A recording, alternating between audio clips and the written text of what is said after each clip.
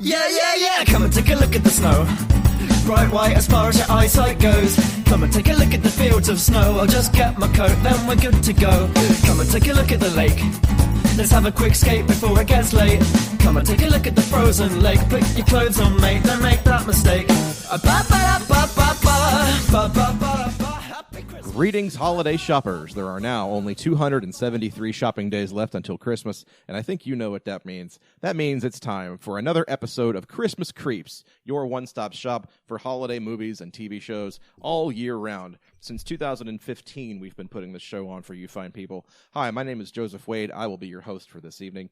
Here with me tonight is my good friend, Mr. B. Bradford. Brad, what's happening?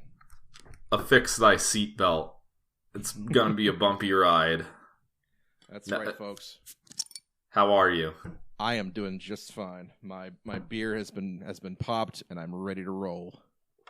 Love it. Where's John? John would not be joining us tonight. He had a Felix-related emergency to attend to right before the show started. So we wish him and his cat Felix all the best. I'm sure you people, if you follow us on Twitter, you might have seen the GoFundMe page that we kind of boosted for John and Karen about a month ago for their cat Felix. He's been having some medical issues, and they need some help getting him the tests and the medicines that he needs to get back in good, healthy order. So we're gonna sort of reboost that GoFundMe page this week with the podcast. So if you have listened to the show for any length of time, you've probably heard Felix sort of bump up against the mic and purr into the microphone once or twice. We love Felix here on Christmas Creeps, and we hope he gets the care that he needs. So if you can donate, that would be great. We love you. If not, retweet the link. That would be a big help too. With your help, we can help Felix better. Oh, Brad, that. Did you hurt yourself? It came out of my mouth. Did you pull a muscle doing that one? I really did. And when, how they say, you should really let yourself fall if you're going to fall and not try to catch yourself when doing puns. And I tried to catch myself there, and I really ended up paying for it. But seriously, the act of creation is a painful process. As is about to be evidenced. No. Oh boy. But yeah, welcome to Christmas Creeps. This is happy Redboxing Day, everybody. Yeah. This is the time of year when all of last year's holiday hits are starting to show up on your Redboxes, your video streamers. As with the film that we're talking about today, 2018's, or I guess 2017 technically, it was a festival hit, Anna and the Apocalypse, which is I guess in three short words, a zombie Christmas musical. Which is those things. Which, as John pointed out in our back channel, that is definitely three words strung together. And we'll get into a little bit about what makes that movie tick in just a few minutes. But first, I do have one quick order of business. Yes. We haven't done this segment in a hot minute, and I think it's time we bring it back around again. So candy season is almost over for the year. As if you follow the show for any length of time, our theory about candy season and barbecue season. Barbecue season's almost here, but candy season's last big hurrah is Easter, and Easter is right around the corner. So for this week's episode of we don't have a name for this segment really. I think it's just one of us eats candy into the microphone. I have with me the name of the segment. One of us eats candy into the microphone. TM. I have with me a Reese's peanut butter cream egg, which yes. I don't know if these are new. I've certainly never seen them before. I am familiar with a Reese's egg, like it's just a Reese's peanut butter cup, but in egg shape. But it's this egg is shape. Peanut butter cream egg. This is like the Cadbury cream eggs, but it's a Reese's brand egg, and I'm assuming that it's full of peanut butter. But is it how have you had the Reese's eggs before where it's just an egg shape and then they extrude it upwards like half an inch? Is it that, or is it like a fully round, like actual Cadbury egg where it's like a 3D egg? This is a fully round, like 3D egg. Yeah, it's exactly the same shape as the Cadbury eggs. Because I'm not a candy guy, but I do like Reese's, and I do like the fact that the Reese's egg basically gives you more peanut butter to chocolate. And if this is this is effectively a sphere of peanut butter covered with a thin shell of chocolate. That's something I can get behind. Have you ever had? I'm hoping, yeah. Have you ever had Buckeyes? No. Are you familiar with Buckeyes? No, what's that? I'm going to out my family as being from Ohio here, but they're a confection where a homemade confection where you take peanut butter and mix it with a little bit of flour. I think you also add sugar to the peanut butter, and then you roll them into balls, and then you dip them in chocolate and let the chocolate harden on top of them. So it's basically like a homemade ersatz Reese's cup almost. I'll have to bring you some next Christmas because we make them around Christmas. Yeah. I kind of like that idea. Of course, mostly they're called Buckeyes. I'm sure they're called other things elsewhere, but they're called Buckeyes because of the Ohio State University's mascot, which, as far to my knowledge, is the only nut mascot in existence in college sports. And my wife and I, as a slight aside, I don't want to delay your candy eating too long. We went to a game recently, and people say "Go Bucks," and we had a lot of fun just secretly saying, because in the shout, "Go Nuts" instead. Let's go nuts. Be like 1, 2, 3, go nuts. It was a good time was had by all, and that's about the most fun that we had at that game. Because we're not sports people. So I've just taken a bite of this thing. How is it? It is literally... I was worried that when it said peanut butter cream, it would be like the Cadbury cream, but peanut butter flavored. No, it is literally filled with the Reese's peanut butter. Oh. This is a dangerous confection. That sounds heavenly, actually. They know what I want, and that's just that really sugary, grainy peanut butter. They used to make, couldn't you, for a couple of years, couldn't you just buy the Reese's stuff in a jar? I know Reese's, feel like they did that. I know they do have Reese's brand peanut butter, but I've tried it and it's not the same. It doesn't have the same texture. So it's just, I'm sure the Reese's peanut butter in the cups is like really low quality. But you know what I'm talking about? It's almost like grainy. But it's consistent throughout. Yeah, it's not really peanut butter. There must be some kind of preservative that they're putting in one or the other to give it that texture, you know? Yeah. I'm not sure what it is. It's kind of like the thing where for the longest time people would look at me like I'm crazy, but if I've come around on chocolate chip cookies now, but for the longest time I didn't care much for the chocolate, but I liked the cookie part, but the cookie dough in a chocolate chip cookie still has a little bit of chocolate, so it's not the same as a sugar cookie. You know what I'm saying? Yeah, exactly. It's got it's that texture. If they could bottle that lightning, either the Reese's cup filling in a jar or the chocolate chip cookie without the chocolate chip, again, not a sugar cookie. You might be onto something there. I might have to see if I can do one or the other and just quit this podcast forever. No, I kid. Well, I would always do this. Well, I just finished it, and it was just a pure shot, a pure sphere. Well, that wasn't a sphere; it was egg shaped. It was a pure egg filled with peanut butter, like Reese's peanut butter, and I kind of loved it. How big was this egg? If it put it in terms of real eggs, is it about the size of a chicken egg? It's about the size of a small chicken egg. Yeah. Okay. All right. It's exactly the same shape and dimension of a regular Cadbury cream egg.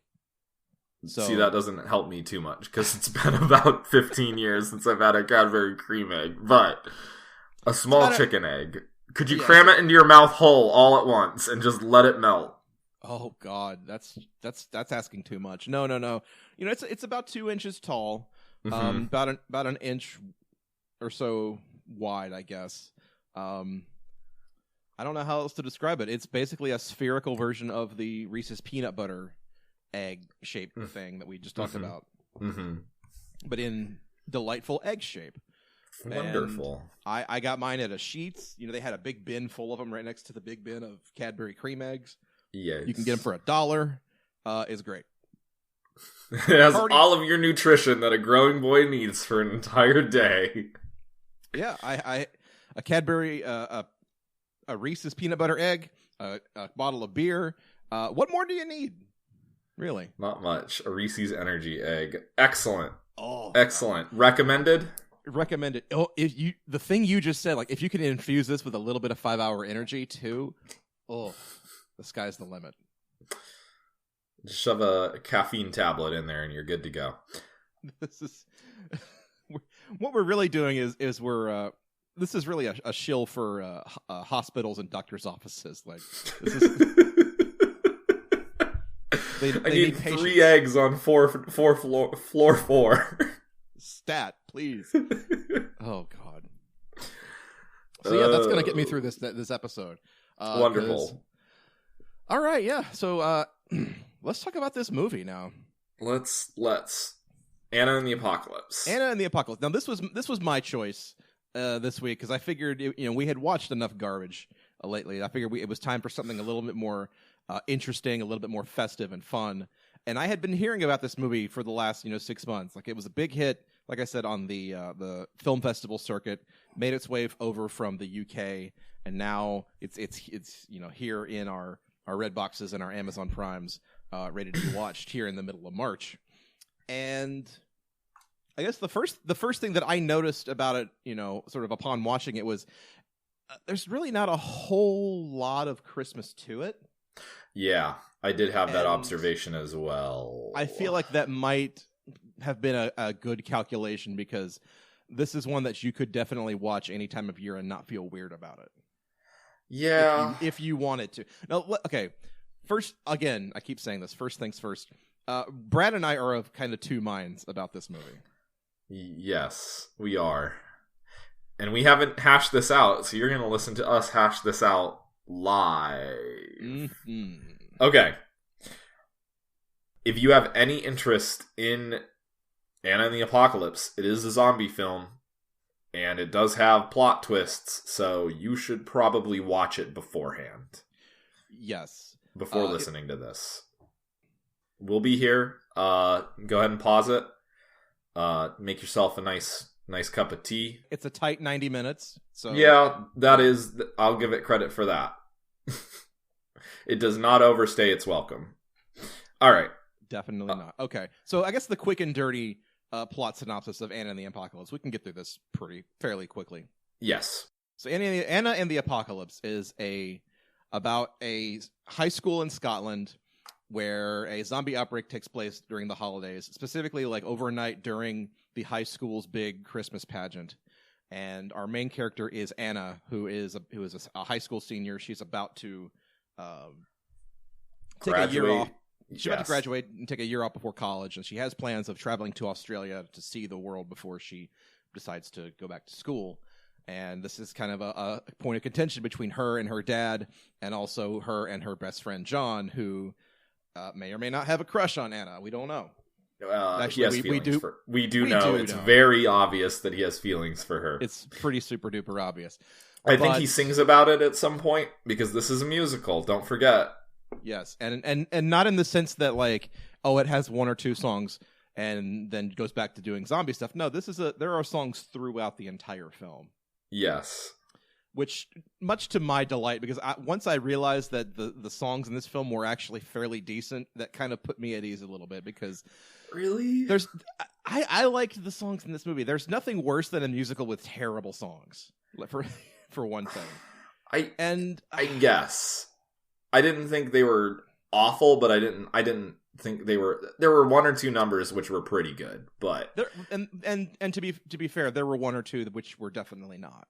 Yes. Okay. Then I think we can agree on that at least. Yeah, but there were a certain, like the first couple of numbers, I was like, okay, this is going at a decent pace, and this is gonna come off well.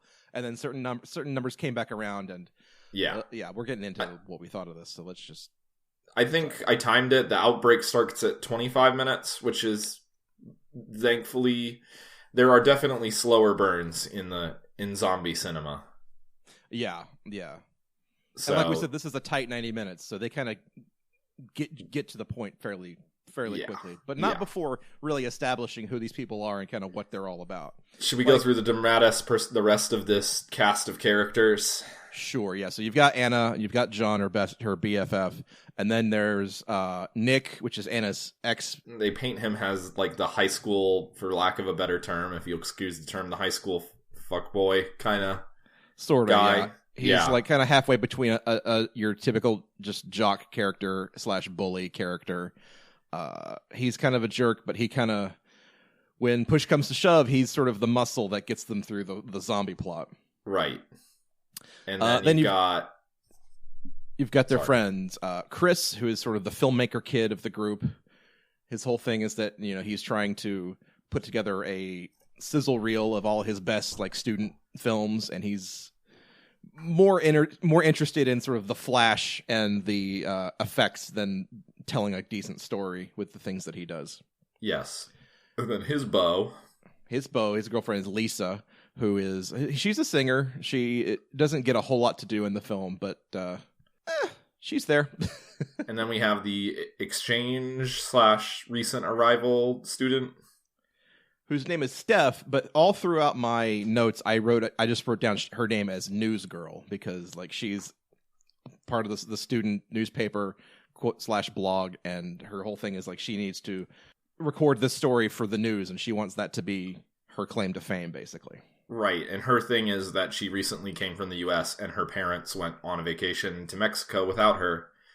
So she is otherwise unencumbered. She's having a bad time, though. And also, her girlfriend did not want to spend Christmas with her. So she's kind of... Yeah. Okay. All right. So, and then we have we have Anna's dad. Her dad is sort of the high school janitor. And then we have comes into conflict with he's the vice principal, but he becomes sort of the headmaster of the school. His name is Savage, and he is a strange character. Yep. I mean, my primary note was that he is a domineering prick, but also he has these weird sort of apocalyptic delusions of being, I don't know what you would call it, but...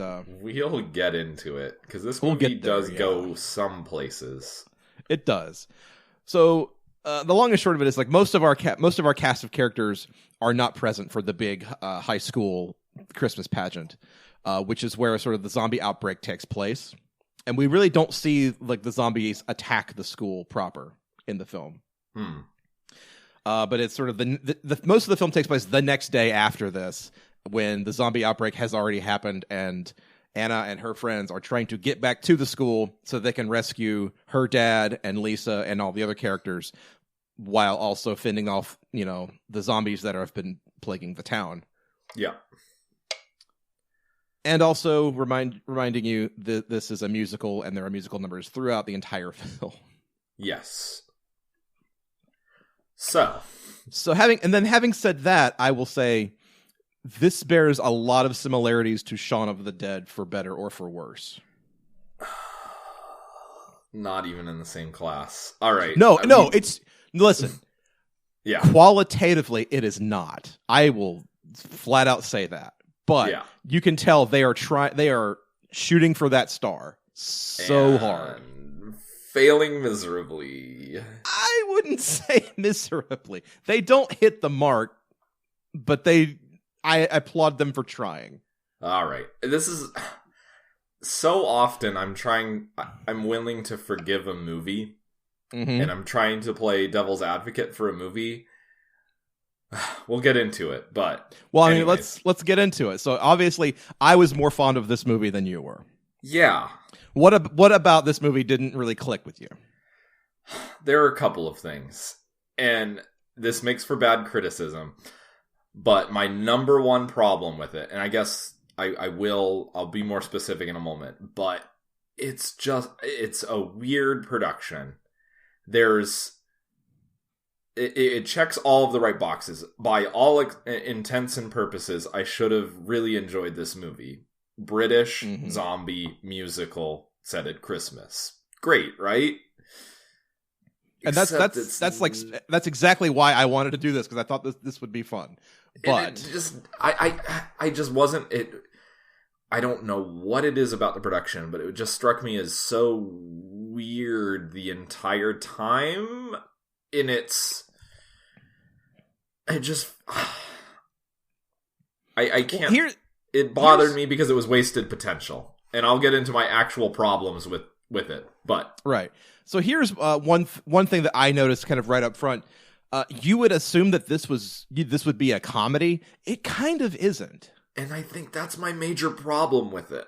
Is that it's not that it's not funny, but that there are no jokes. This movie does take itself fairly seriously. And that's where I was going to go with it. And I said this in the group chat, but this is Pick a Lane, the movie. Because it's really trying to have its cake and eat it too. Like if it was... It makes attempts at humor, but they always fall flat, I feel like. Mm-hmm. And you can see them grasping at this Shaun of the Dead-esque humor where, you know, somebody's looking at the phone and they're like, oh, Justin Bieber's a zombie, or they're, you know, there's it takes itself seriously, but like the first musical number after the outbreak the joke is Anna and John are walking down the street with their headphones on, and they are oblivious to the carnage going on immediately behind them in frame. And it's supposed to be funny, but it's like literally the same beat as in Shaun of the Dead. Like that's the same scene almost. Yeah, it is, where Shaun's going to the market. And I think maybe that's what bothers me so much is how much of it is aped from that, but yet it even fails on that execution. It's not even like a clever twist on it because it's a musical and they're like, oh, it's a beautiful day, you know, like that's what I get you. It's wasted potential in that regard. But I think my primary problem with the film, and I know others have said this as well, is that it has these scenes backed up against one another where, you know, there's also a subplot about Chris's grandmother needing heart medication when they're trapped in the school, and she doesn't make it out alive. And there's a scene where they, you know, Chris sees his dead grandma and, you know, is working through those emotions. And that the scene immediately before, the headmaster is singing an awesome monologue while, you know, trapping the main characters essentially in a cage with zombies and doing like a, you know, Dr. Awful whatever-esque. It's such a tonal whiplash. And I'm not saying that movies can't pull that off. And I'm not saying that films shouldn't try to have their cake and eat it too. And I'm not saying that films can't mix both, you know, manic stuff like this with actual emotional beats. But the emotional beats fall so flat and the comedy falls so flat for me. I don't know. And I don't know if it's because they're up against one another or they just, I don't know. It's hard for me to put my finger on. It's a little too much too quickly, I think. Like you can, both of those scenes can exist in the same film, but when, like you said, you're right. When they put them up right against each other, it's a little much. They have no breathing room. The scene between Chris and his grandmother at the end is very touching and very nice, and I actually really enjoyed that because they didn't do the thing that I assumed it would do because it's a zombie movie where she turned. Yeah, where he would bend down to kiss his dead grandmother and she would turn and bite him. It didn't do that. And I thought for a second, like, oh, okay, this film is going to reward his girlfriend's, you know, good deed of taking care of his grandmother by letting him at least do this. But then the very next scene after that, it kind of switches it back up on you and like, oh no, you don't get to have that either. So yeah. I get that. It's that a lot of these scenes aren't allowed any sort of breathing room.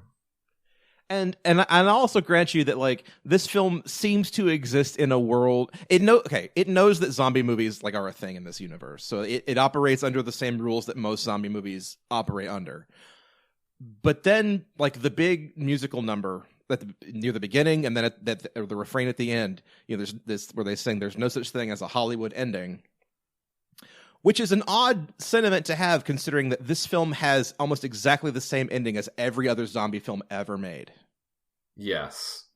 And I don't know if it was intentional or... I get the feeling that some of this production was not troubled, but I feel like there were two different directions that they were trying to pull this film, and I don't know if it's because of two different people or something, but you get that feeling, though, don't you? A little bit, and that there were two different visions. Maybe, because you can tell like they wanted to do two things. They wanted to do a zombie movie and they wanted to do a musical. And I feel like they do one better than they do the other. I feel like the actual part. The musical, yes. The musical is honestly pretty good. The zombie stuff seems ancillary to me.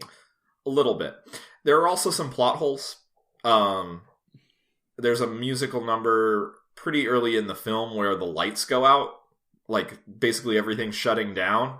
Right. Everybody's lost power. Everybody's lost data. You know, they say humanity's on the edge. And then the next morning, everything is magically powered back up again, and it's never addressed again. Yeah, but that's the one number that I didn't care for, to be honest. Okay. So we can get into that. We can get into that a little bit. The day after this zombie apocalypse happens, Anna and her friends find themselves holed up in the town bowling alley, which is where Anna works. But yeah, then the next night after that, like they've holed up there for an entire day, and then the next night, I assume the military is firebombing the town or something because they're just like standing there watching explosions happen that we don't get to see. Yes, and they're singing a song about how they're being shut off from the outside world, and they don't have they can't connect with anybody else. I need a human voice is the line that they keep singing. And the internet connections are down, the mobile connections are down, and they're singing it, and then the people in the school are singing it sort of back and forth like that. And yeah, and then just like the next morning, everything seems like it's not back to normal, but okay again. They're not despairing over this loss of connection anymore. They're like, okay, we gotta go. Well, and it's like, what does that song serve? Well, it's not only that; it's the power thing, and I guess I'm just being, a whiner, a complainer. But it's like the power goes out when you're in the middle of a zombie apocalypse. The power is probably not going to come back on and stay back on afterwards. True. And I think I guess it's easier to shoot a movie when you have electric lights in the background. That's pretty true, but it's also pretty easy to wave away if you just say, "Oh, the emergency backup must have come on." They don't do that. Yeah, and I will say this though, I did enjoy a lot of like the lighting and the background lights and all of that, and it's it's a good looking production, yeah. Yeah, and it takes sort of a page from Shane Black where it's like, yeah, when there are Christmas lights in the background out of focus, it's really pretty. Mm-hmm. Yeah. It's good looking. The bowling alley I love the lighting and like the bowling alley and the school. There's some great like color mood lighting in all of them. It is really weird though. And I guess it's just like death by 1,000 cuts. Like there are these little things about it. Like that high school doesn't feel like a high school. Like it's got like yellow relaxed lighting everywhere, and it's like nobody ever goes to class. I don't know. And also maybe this is just because I've been watching a lot of like school set TV shows lately. Yeah, I'm in the middle of watching Pen 15 on Hulu right now for some reason. Okay, but the school looks like it doesn't. It shouldn't be a high school. It should be like an elementary or middle school. Like all the kids that go to this school are obviously like 25. Yeah, and I guess I can put my finger on it a little bit closer, and maybe this is the thing that bothers me. I guess that's my role here is to help you like pin down what your real beef with the movie is. So I think my real beef with the movie, and you can quote me on this, but the school is a good example of it, but you can see it also in like the town and the bowling alley and elsewhere, is that it doesn't feel like a convincing living world. And maybe things are like that in Scotland. Maybe it's just my limited point of view, but everything just feels a little sound-setty and off. You heard it here first, folks. Scotland, not a convincing living world. No. Anna and the Apocalypse. I can't count the number of times that these characters went through a plastic sheet that was just hung up for some reason, like in a shop class, or yeah. Well, that's one of those little flourishes that just it looks better on film and it makes the movie look more interesting for 2 seconds. And it does, and you can do it once, maybe twice, but when you keep doing it, it's a little weird. There are some great set pieces in this movie, and I like it. And if they had leaned into that surrealness a little bit more. Like, It Follows is a great example of this. Everything in that movie feels off, but it's intentionally off. You know? Right. Yeah. Like, you're in this weird, like, pseudo 1980s where everybody dresses weird, but they have, like, clamshell e-readers. That is the most baffling, like, product I've ever seen in a major motion picture. I want it so bad. It's such a cool little thing. But you know what I'm saying, right? Yeah. Like it's a very specifically designed world, but then this movie, I think maybe just because the fact that they're leaning more into the musical aspect of the film than the zombie aspect, like they're taking that as an excuse to make it up to be like this heightened sort of school play kind of atmosphere. I don't know. Yeah. So I guess that's my main beef with it, and it's a cop out, but it's really my main beef with it is when you just don't like something and you can't put your finger on why. Yeah. And I should have liked this, but I don't know. It's like death by 1,000 cuts on like little stuff like this, like the plot holes and everything like that. But I was saying there are some good set pieces, like the indoor forest where they're in the Christmas tree shop. I have clever. Kind of a problem with that scene, actually. Go on. So basically, the whole point of that scene is like they're cutting through this Christmas tree store. It's like a warehouse full of Christmas trees because it's between them and the school. Like it's a shortcut. Yeah. So they're going through the Christmas tree store, and this like mechanical Santa Claus toy pops out from one of the trees, and they're like, "Oh, thank God, it's not a zombie." Nobody's known. But then zombies pop out from behind them, and I'm like, "Did the zombies set a trap? They're zombies."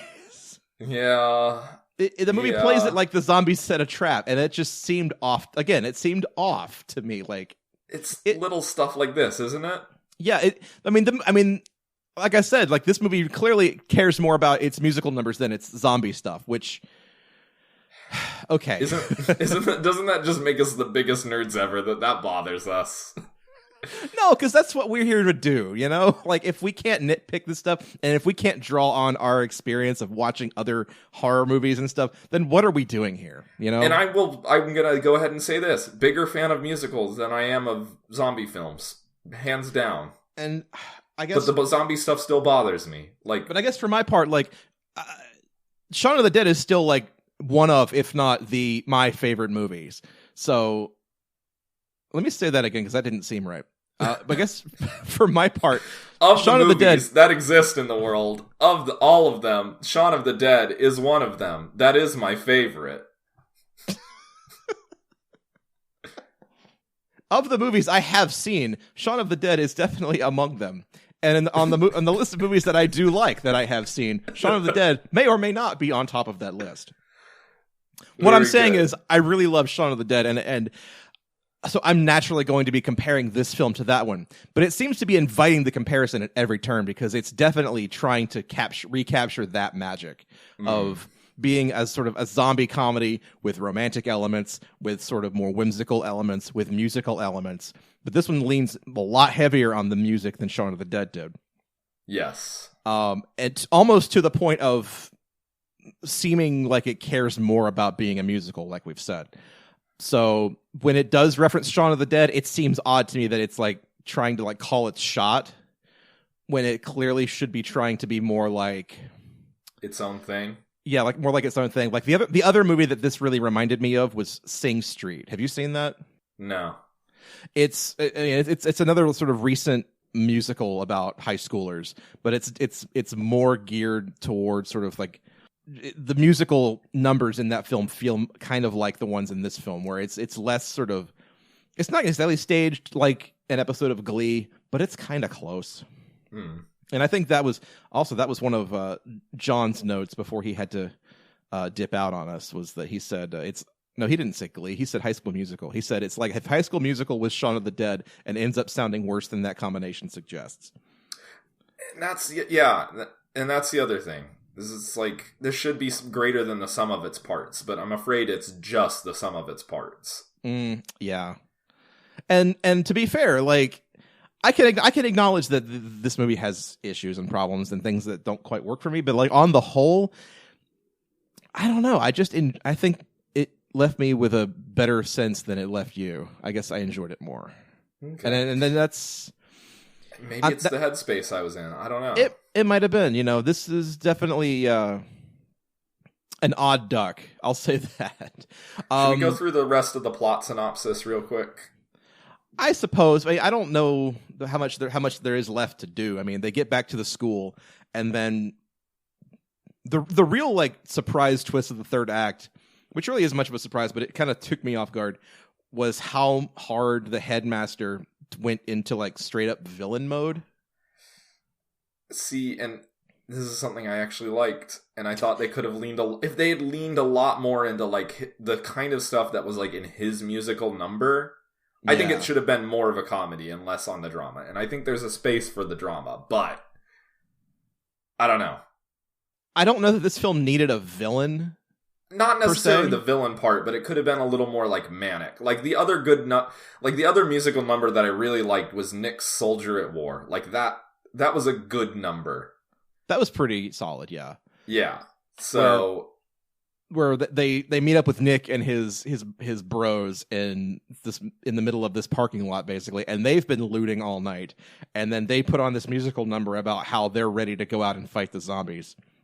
And each one of them has a specific weapon. Nick has his aluminum baseball bat.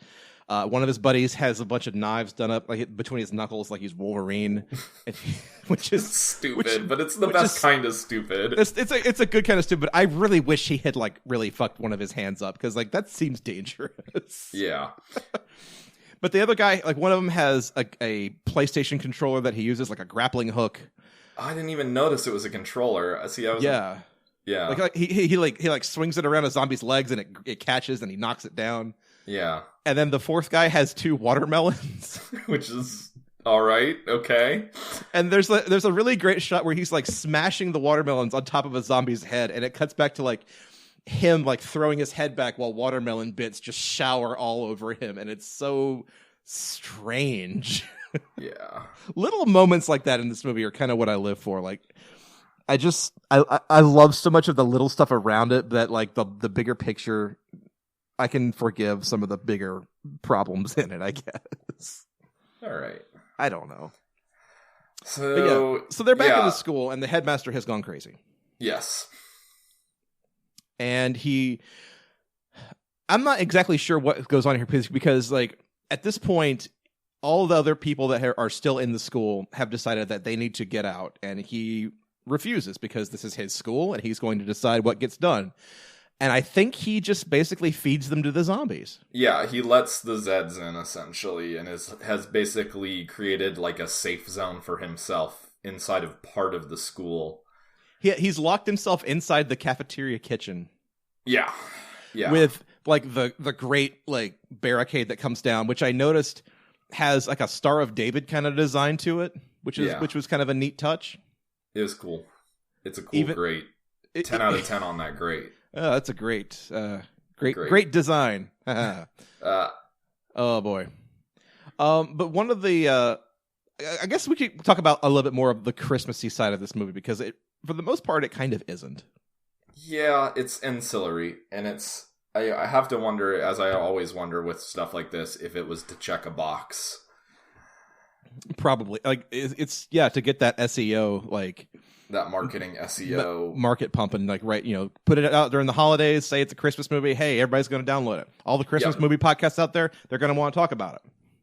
They're going to each download it and rent it for $6 a piece. That's $18. We get them. We got them. We got them, folks. Chalk another one up for big movie. Anyways, Gee, Brad, when you put it that way, it makes me sound like an asshole. Why? Because I made us spend $18 on this movie.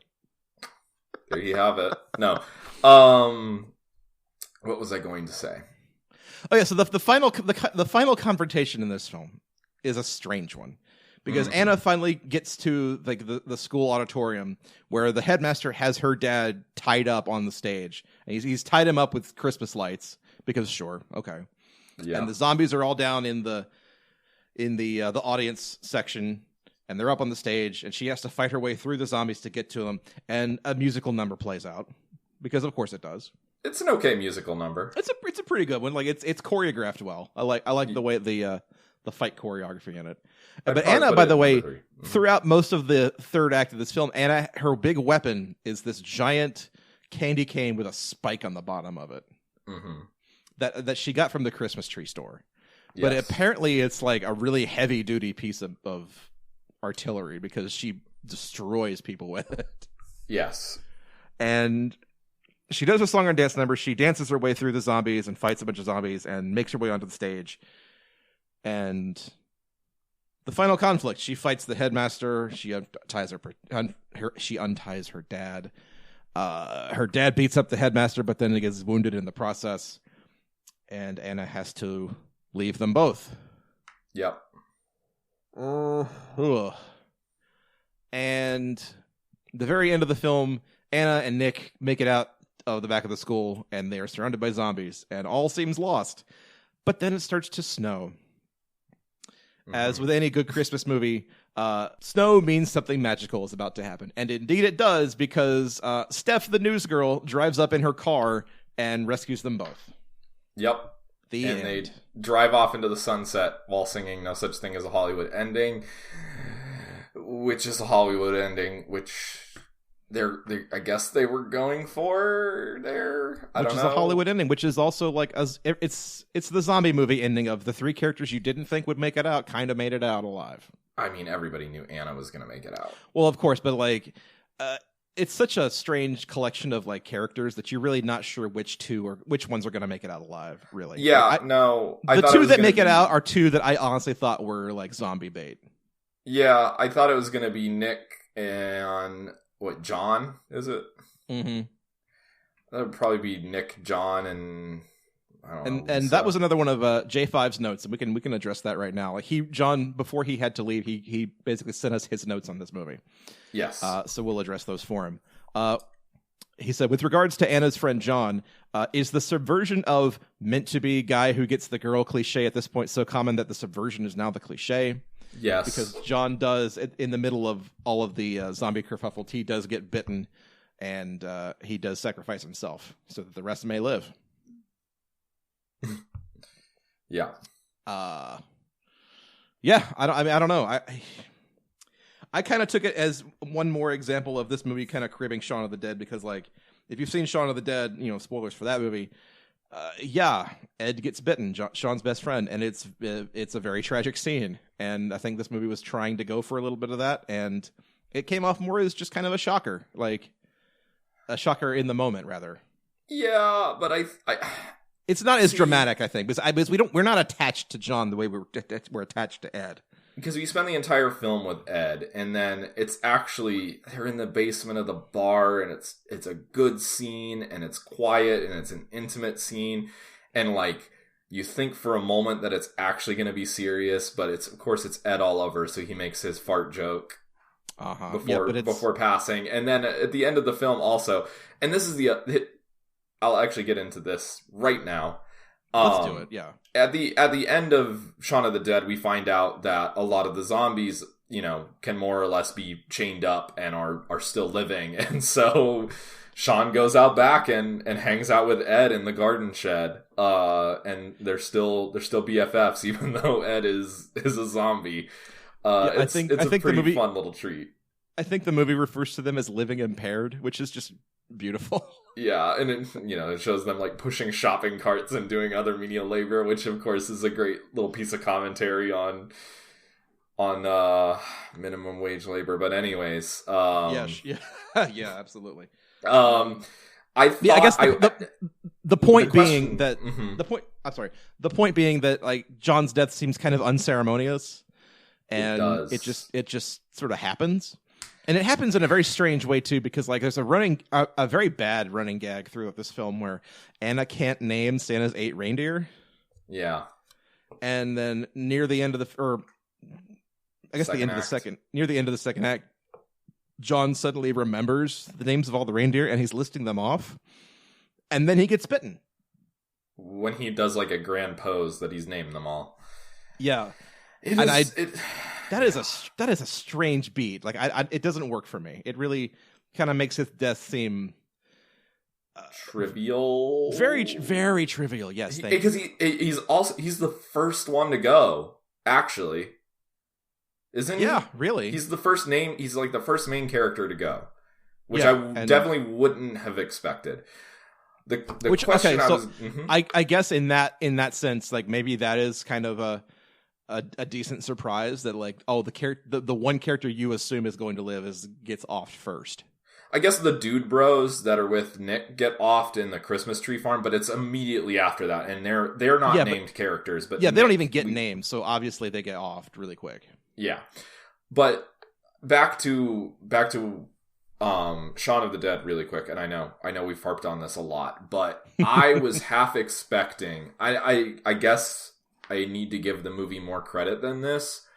I was expecting some sort of solution to essentially, not that Shaun of the Dead wiped away all of this, but I mean, after Nick got eviscerated, I kind of threw that expectation out of the window. But at least through the first act and the half of the second act, I expected there to be some sort of resolution where, I mean, it is an R-rated film. I guess I shouldn't have expected this, but like where all of the main characters essentially make it out alive due to some, Deus Ex Machina sort of situation. I don't know.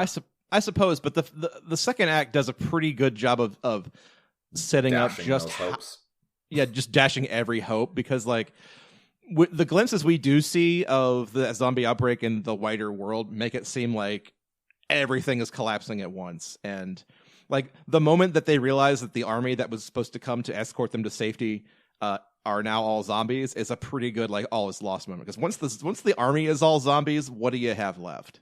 Yeah, there's the scene where they're pushing each other in the shopping carts, though, and I can't remember even if it's John or Anna that says this, but it's like, yeah, this is all gonna blow over. You're gonna go traveling, or I'm gonna go traveling. You're gonna go to art school, and I guess this is before anybody gets killed. So I guess Anna is still naive at this point, and I guess I was too, that I thought that was actually going to happen. I don't know. Yeah, I get you there. I don't know. I think the third act really, it doesn't quite up the ante the way it should. I think, as far as it like, tries to, who lives and who dies. It tries to do it with making Savage a villain, which I liked. I thought it was good. I thought his musical number was good. I thought his like weird turn into evil Travis McElroy was like very good. It was I liked that part of the movie a lot, and I felt like it could have had a lot more of that, which it didn't in the first two acts, especially when it was kind of up its own ass a little bit. But also I think the interesting thing to me about his sort of heel turn is that like once his all is lost moment comes, where he basically decides like, okay, the world is ending, I'm dead, I'm going to die, I might as well do every horrible thing I've ever wanted to do in this school. Yeah. Yes. Which is certainly like in terms of like zombie outbreak scenarios, like definitely a concern. Like people kind of lose their shit. Yeah. In zombie stories when this happens, there's always that one character who's like, well, if the world's over, it doesn't matter what I do now, so I can do whatever I want. Yeah. Yeah.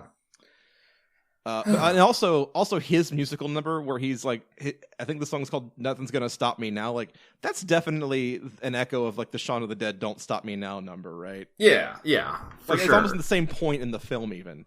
And I know we're harping on the similarities between these two films, but it invites them. Like it practically demands that you like acknowledge it. I mean, they put a quote about it on the movie poster. We're gonna do it. They want us to do it. We're gonna do it.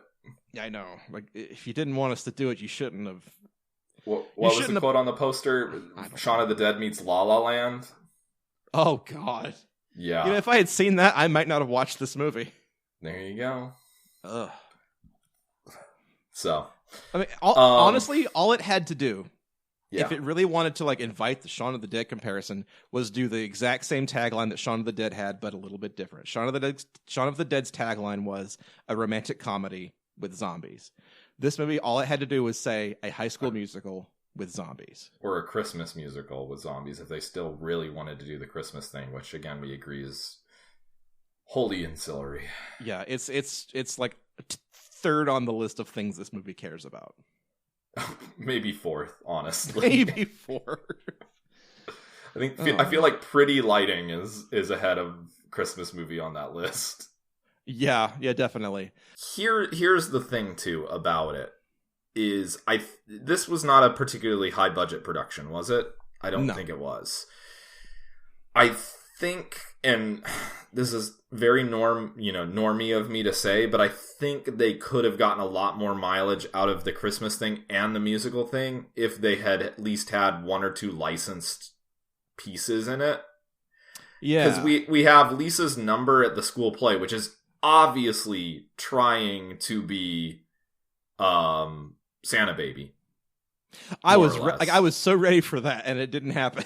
Yeah, exactly. And it this movie does this twice. In fact, the first thing that we hear in this movie is, some bass reminiscent of Mariah Carey's fantastic "All I Want for Christmas Is You," but it's a knockoff, and it's like, holidays are about the care, it's whatever. But we all know that it's supposed to be "All I Want for Christmas Is You." Not saying they should have gotten that, but right, or like the song, it starts out and for a second you think it's Christmas by Darlene Love, but then it just like takes a left turn and goes into unlicensed song we wrote for the movie territory. And I know that we usually don't like this sort of trope of dark, gory subject matter, or not that we don't like it, but it's a little tired to have, a fight scene or somebody getting killed with, happy Christmas music playing over it. But if you're not going to do it in a Christmas zombie musical, where the hell else can you do it? Like, I was a little disappointed that they didn't do it at least once. Right. Like, even in that Jason Statham movie we watched, Wild Card, like, he's like killing people left and right to, like Bing Crosby, I think it was. Yes, and it's so good, and it could have been even, taken to a new height here because it's completely appropriate. And yet, and there are great unlicensed Christmas songs too that you can use, but I guess they didn't think that that was not part of their vision, and I feel like that's a missed opportunity. I think because of the apparent size of the budget, like what they could have done but what didn't was write a Christmas song for Anna to kill zombies to, but they didn't even do that. Because the song that she sings at the end is not a Christmas song. It's a song about sort of advancing the plot forward and her like character growth. So on the one hand, like, sure, that's fine, but also this is a Christmas movie ostensibly, right? Yeah, ostensibly, and missed opportunity. It would have been great. Then again, I take it that's probably a good reason. One good reason why the movie's called Anna and the Apocalypse and not like and that there's no Christmas reference. Apocalypse. Yeah, like there's no Christmas reference in the title of the film. Yeah, like again, leading to the feeling that it was kind of tacked on, or at least after the initial script had been written. Oh, let's set it at Christmas. Yeah, because why not? I feel like this is a good lead-in to the crankometer, because we're going to have to talk about some of that. The crankometer, if you're not familiar, is our patented scale of how to rate these movies on an X and Y axis, because that's just the kind of thing we do around here. The X axis is how Christmassy a film is versus the Y axis, which is how good the film is. So on the X axis, Brad, we've kind of been dancing around it. How Christmassy is Anna the Apocalypse? I mean, I wouldn't go any higher than a 1 is my maximum. I'm inclined to say 0, or maybe even a -1. Because see, here's where I was going before we had to transition into crankometer. This is definitely one of the films that sort of proves your theory that 1 out of every 12 films takes place at Christmas. Yeah. Because it kind of is sort of a happy accident that this takes place at Christmas. It could have happened any other time of year and would have worked just as well. Yeah, absolutely. Even if it was just like a school play, it would have worked. It would have been fine. Any school play, yeah, absolutely. Yeah. Pretty much think... the only set pieces we get that are related to Christmas are Anna's weapon of choice and the Christmas tree shop, the Christmas tree farm. And whatever. Also in the finale, Anna saves her dad from the headmaster by dropping the Christmas star on him from the school play. That could have been anything. Yeah, exactly. That could have been a giant, I don't know what they do for school plays in Scotland. A giant it could have been a wall. I don't know. It could have been like the school emblem, like mounted on the wall or something. Yeah, it could have. Yeah. I feel like it's a happy coincidence, and I feel like I said about the musical numbers. I feel the wasted potential drags it into almost a -1 for me. That's tough. Yeah. That's what the Christmas type lighting in the background of a lot of scenes is very good. It's adequate. One of the decent running gag. It's not. See, I can't even call them running gags because they're not funny and they don't run. John's Christmas sweater is a Christmas tree sweater and it lights up. And when he becomes a zombie, we just randomly cut back to him as a zombie and he hits his sweater to make it light up when he's a zombie. Yeah, that's not anything. See, this is another complaint. I'm gonna bring it back to Shaun of the Dead again because we were treated to this weird cop out where the main characters that have been turned into Zeds have this like shadow of sentience. Mm-hmm. Like the power couple, Lisa and Chris, like are shuffling around in the same room together and their hands touch. And is that a coincidence? We don't know. Maybe it isn't. And then we cut over to John who activates his Christmas sweater as he's just kind of twitching on the floor. Did he do it intentionally? Again, we don't know. I don't know, man. It pretty like ambiguous, yeah. A little bit. Anyways, let's get back to the crankometer. I'm gonna go ahead and throw my hat in for -1. That's maybe tough for me. 0. That's tough for me because I know we're not getting into the y-axis quite yet. We're still hashing out Christmas, but I can't argue with anything you're saying. And like everything that they do in this film that is Christmassy is kind of the word we keep coming up with, ancillary. Tacked on and fairly unnecessary. Does it add to the movie's like Christmas spirit? Not really. It adds to the SEO. You get a creepy Zed Santa. Great, good job. Congrats.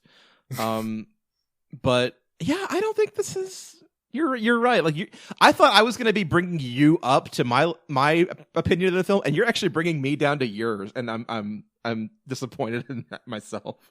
It's I want to say this is a solid 0 because like it doesn't really misuse it, but it misses a lot of opportunities. It misses so many opportunities. This movie could have been filled with set pieces, but other than who dresses up as a snowman? I guess it's one of the Christmas play people, but whatever. I don't even think he was. I think it was just some guy dressed in a snowman costume that happened to cross them in a graveyard. Yeah. That's we neglected to mention the first zombie that Anna and John encounter as they're doing their musical number through the graveyard is just some rando in a snowman costume. And then Christmas. And then Anna and John lure him to a playground. I'll remind you, next to a graveyard, where Anna takes its head off with a seesaw. Again, this world just doesn't feel lived in, doesn't feel realistic for a lot of reasons. I'm sure there are playgrounds next to cemeteries, but come on. I suppose. Anyways.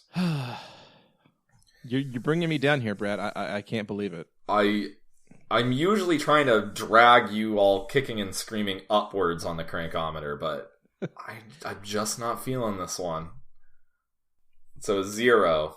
Yeah, let's say a 0. I mean, it doesn't misuse its Christmas trappings, but it doesn't really take the opportunity to do much with them either. It's Christmas carbon neutral, really. It feels a little cynical, honestly.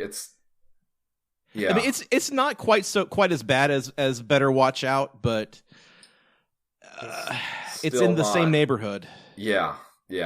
which is a shame, which is a real shame. Like that was one of the things I was most excited about to watch and discuss on this show. You know, that's why we're doing this movie in the first place. So yeah, solid. Sorry, I don't mean to be a drag, but I'm just calling them as I see them. You're killing me, Bradford. All right, well, let's jump over to the y-axis and talk about the actual quality of this film. Which there again, I feel like you're going to be bringing me down because like I was thinking about this when I was watching the film. Somewhere around the halfway point of this film, I was thinking this is a solid 4 for me, but I'm not so sure anymore.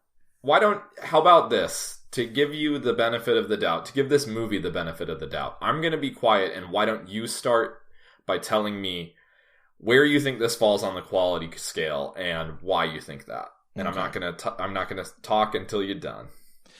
Okay. So like I said, I thought initially that I might give this a 4, and I have in the course of this conversation, I've decided I'm going to come down a little bit and say this movie is a 3. And here's why I want to say it's a 3. Because it is still a fairly competently produced musical above the zombie sort of motif for the film, above the Christmassy stuff. Like the actual musical numbers, for the most part, are fairly well performed, well choreographed, well staged, and I appreciate that. Like I do at least can appreciate a good musical number, and in the sense that this is kind of a musical set in the world of a zombie apocalypse, I think this does it better than most could, but it still kind of falls short in some key areas. So while I'm going to say I really appreciate what this film does as a musical, I cannot necessarily say that it's a very good zombie movie.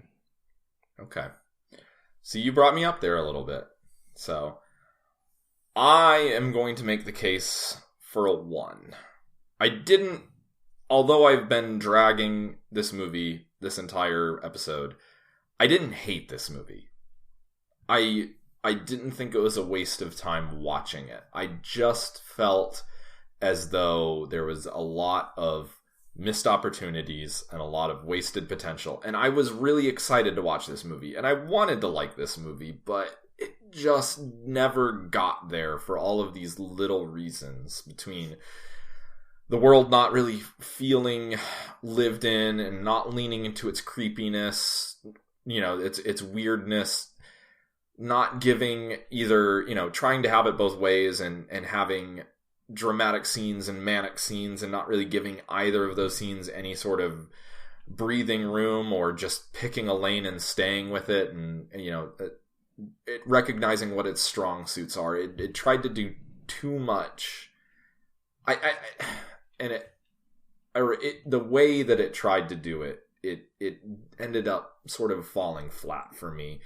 And like I said before, it should be greater than the sum of its parts, because it sounds like a rollicking good time, but it ended up just kind of being the sum of its parts. Yes, it was a competent musical, especially considering that it was low budget. You know, some of the songs are really good, really fun, well choreographed. I thought the acting was fine, which I don't think we actually addressed at all this go round, but it was fine. But yeah, you're right. We didn't really get into that, but the acting is, for the most part, you know, competent. Like it's like good filmmaking should be invisible. You know, that's the thing they always say. So like the fact that we're not remarking on it kind of tells you that they didn't do anything poorly. Yeah, I don't want to be the nerd who harps on zombie logic and everything like that, because that's so tired and played. But some of the plot holes kind of got to me a little bit, especially regarding the electricity, which is a very nitpicky thing, but I don't know. You just don't have the power go out. Come on, folks. Yeah, death by 1,000 cuts, but I didn't hate it. I thought it was fine. I don't think I'll ever watch it again or want to watch it again, but I'll give it a 1. So where are we gonna go with this? I guess, do you want to split the difference and say a 2? Because I'm fine with that. I don't know where John. I think John kind of. I got the impression that John kind of liked it. Maybe, and a little bit. He didn't hate it. He didn't like detest it like he does most movies. So that's positive for him. It's like, I don't know, man. That's not a very good analogy. It's sometimes when you go and eat food and you're excited about how this is going to taste, and then you get it and it's just kind of an okay time. Can I tweak your analogy just a little bit? Yeah. It's like when a new fast food joint opens up in town and you're really excited to go eat there, and then once you eat there, you realize, oh, this is still just fast food. Yeah, it exactly. That's an apt analogy. That's a better analogy than mine. Okay, so even though John's not with us, he is currently texting me right now as we record this, and I asked him beyond the grave. No, sorry, no. And I did ask him what he would have scored this film, and he replied back with a 0-0. Okay. He said the Christmas was all just set dressing, and while it wasn't bad, and he hasn't finished his thought yet. So it sounds like John and I sort of agree on this. This seems to be like the running theme of this podcast is you and John agree, and I have to like defend myself against both of you. It's fun, this happens a lot. Yeah, let me tell you, this sure is great. This is what film critics put up with all the time. I'm glad that at least somebody usually is enjoying these movies. So I don't think John ever finished his thought. So I'm just gonna 0-2. Yeah, on your crankometer score, place Anna and the Apocalypse as a 0-2. Book 'em, Booker. Yeah, book 'em, Booker. This film, like we said, doesn't do Christmas quite the justice it deserves, but it's a halfway decent musical, all things considered. Okay. Was again. I'm gonna be a downer. Hang on, I'm still gonna fine. I can't. You guys won't let me have anything on this show. I swear to God. It's a competent musical. It's fine. That's what I said. I said it wasn't half bad. Okay. God. Competent is different than not half bad. Anyway, split some hairs with me, why don't you? Jeez. Sorry. I think this is the strongest I've ever felt about a movie on this show, honestly. But my feeling is, Yeah, but this is a pretty strong let me tell you. It's a very strong The last thought I'll give is that the one detail that I thought was pretty funny was when the kids were looking on the news at like the zombie outbreak stuff going on around the world, and they saw that people were posting their evacuation selfies with the hashtag evac selfie. I thought that was pretty funny. It was all right. It wasn't all right. Jeez, Brad, you didn't. Oh God, I'm not giving you anything. I know. You're not giving me a single fucking thing here, are you? No, not really. Well, I'm just in a bad place right now. Maybe. Well, everybody, Christmas is ruined. Thanks for listening to Christmas Creeps. You wouldn't have suspected it, but that's the twist ending. Is Brad is the one who killed Christmas. Without John to drag us into video game chat, there's kind of not a whole lot left to discuss. So you can follow us on social media. We're on YouTube. We're on LinkedIn. We're not actually on LinkedIn, but we're on all the other big ones. So please find us there. I'm sure you can find it if you search our name. I'm still on Friendster. Yes. All of our oldest episodes actually got deleted from MySpace recently, but like Dust in the Wind, all of our episodes gone. All the episodes of our previous podcast. No, we really would appreciate it if you shared it with a friend if you enjoy this show. Word of mouth. We don't do any advertising, so word of mouth is how we get more listeners. So if you enjoyed this or any other episode, maybe share it with a friend or a loved one. And if you could rate us on iTunes or email us some feedback. What's our email, Joe? Our email is xmascreeps@gmail.com. Thank you. We're always looking to hear feedback, good or bad. It's how we improve. It's how we make a better product. So we'd love to hear from you. And those of you that have already written in or reviewed us, we really appreciate it. And we really appreciate you listening. Thanks for listening. Especially that one guy. If you're still listening after all the things that you said to us, thanks, I guess. Thank you. No. We appreciate all of our listeners. Even Absolutely. if they're hate listening for some weird reason. Some ungodly reason, yeah. If you're hate listening to a podcast that has like a couple hundred listeners, like what are you doing with your life, really? But anyway, that said, follow us on Twitter at Christmas Creeps. Do all the stuff Brad told you to do. We will throw up the GoFundMe link for John's cat in the show notes, and we'll put that on Twitter for you all to link and boost. Please do that if you feel like donating to a lovely, lovely cat. We'd really appreciate it. And I think that about does it. Yep. So, for Christmas Creeps, I am Joseph Wade. I'm Bradford. And that's Christmas Creeps. Good night, everybody. Night. Happy Christmas. Happy Christmas. Happy